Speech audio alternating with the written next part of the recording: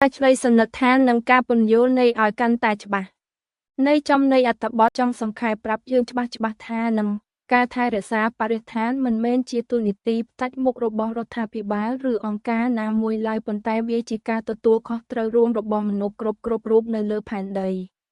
យើងទាំងអស់គ្នាត្រូវតែរួមដៃគ្នាថែរក្សាដើម្បីធានាថាផែនដីរបស់យើងនៅតែបៃតងស្អាតនិងមានសុវត្ថិភាពសម្រាប់មនុស្សជំនាន់ក្រោយរស់នៅតទៅទៀតបាទ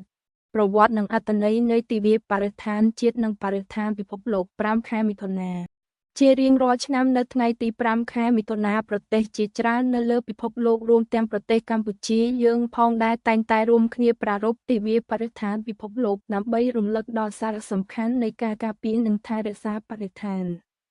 1. ប្រវត្តិនៃការបង្កើតទិវានេះការបង្កើតឡើងទិវានេះត្រូវបានបង្កើតឡើងដោយអង្គការសហប្រជាជាតិ UN នៅឆ្នាំ1972ប្រភពដើមវាត្រូវបានបង្កើតឡើងបន្ទាប់ពីមានសន្និសីទអន្តរជាតិដ៏ធំមួយស្តីពីបរិស្ថានមនុស្សដែលបានរៀបចំឡើងនៅទីក្រុងស្តុកហោមប្រទេសស៊ុយអែតមូលហេតុចម្បងការបង្កើតទិវានេះគឺកើតចេញពីការព្រួយបារម្ភយ៉ាងខ្លាំងរបស់ពិភពលោកចំពោះបញ្ហាការបំពុលបរិស្ថានការបាត់បង់ព្រៃឈើនិងការខូចខាតធនធានធម្មជាតិដែលកំពុងតែគំរាមកំហែងដល់ជីវភាពរស់នៅរបស់មនុស្សជាតិ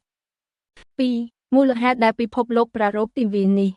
ដើម្បីដាស់តឿនស្មារតីគឺដើម្បីជំរុញនិងដាស់តឿនឲ្យប្រជាពលរដ្ឋគ្រប់រូបយល់ដឹងពីទូនីតិនិងកាតព្វកិច្ចរបស់ខ្លួនក្នុងការការពារបរិស្ថានបរិស្ថានជាគ្រឹះនៃជីវិតបរិស្ថានគឺជាមូលដ្ឋានគ្រឹះសម្រាប់ទ្រទ្រង់ជីវិតមនុស្សសត្វនិងរុក្ខជាតិប្រសិនបើបរិស្ថានរងការបំផ្លាញនោះវានឹងបកមកប៉ះពាល់ដល់សុខភាពសេដ្ឋកិច្ចនិងការរស់នៅរបស់មនុស្សយើងវិញភ្លាម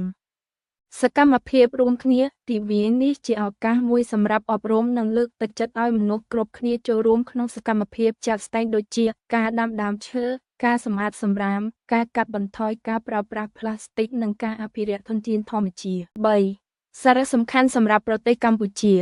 សម្រាប់ប្រទេសកម្ពុជាការប្រារព្ធទិវាបរិស្ថានជាតិនិងបរិស្ថានពិភពលោកគឺមានសារៈសំខាន់ខ្លាំងណាស់ព្រោះកម្ពុជាសម្បូរធនធានធម្មជាតិយើងមានព្រៃឈើបឹងទន្លេដូចជាទន្លេមេគង្គបឹងទន្លេសាបនិងជាចម្រុះជាច្រើនប្រភេទការការពារធនធានទាំងនេះគឺដើម្បីជួយទ្រទ្រង់ជីវភាពរស់នៅរបស់ប្រជាពលរដ្ឋខ្មែររាប់លាននាក់ការផ្សព្វផ្សាយអប់រំជារៀងរាល់ឆ្នាំក្រសួងបរិស្ថាននិងស្ថាប័នពាក់ព័ន្ធតែងតែរៀបចំកម្មវិធីផ្សេងៗដើម្បីអប់រំផ្សព្វផ្សាយដោយមានការចូលរួមយ៉ាងសកម្មពីសិស្សានុសិស្សយុវជនមន្ត្រីរាជការនិងប្រជាពលរដ្ឋទូទៅការបដិញ្ញាចិត្តជាអន្តរជាតិបង្ហាញថាកម្ពុជាបានរួមដៃជាមួយសហគមន៍អន្តរជាតិដើម្បីដោះស្រាយបញ្ហាសកលដូចជាការប្រែប្រួលអាកាសធាតុនិងការបំពុលប្លាស្ទិកព្រោះផលប៉ះពាល់នៃបរិស្ថានគឺមិនមានព្រំដែនឡើយបើកើតឡើងនៅកន្លែងមួយវានឹងរាលដាលដល់ប្រទេសដទៃដូចគ្នា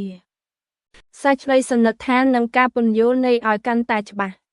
នៅថែរក្សាបរិស្ថានមិនមែនជាទូនីតិផ្ដាច់មុខរបស់រដ្ឋាភិបាលឬអង្គការណាមួយឡើយប៉ុន្តែវាជាការទទួលខុសត្រូវរួមរបស់មនុស្សគ្រប់រូបនៅលើផែនដីយើងទាំងអស់គ្នាត្រូវតែរួមដៃគ្នាថែរក្សាដើម្បីធានាថាផែនដីរបស់យើងនៅតែបៃតងស្អាតនិងមានសុវត្ថិភាពសម្រាប់មនុស្សជំនាន់ក្រោយរស់នៅតទៅទៀតបាទ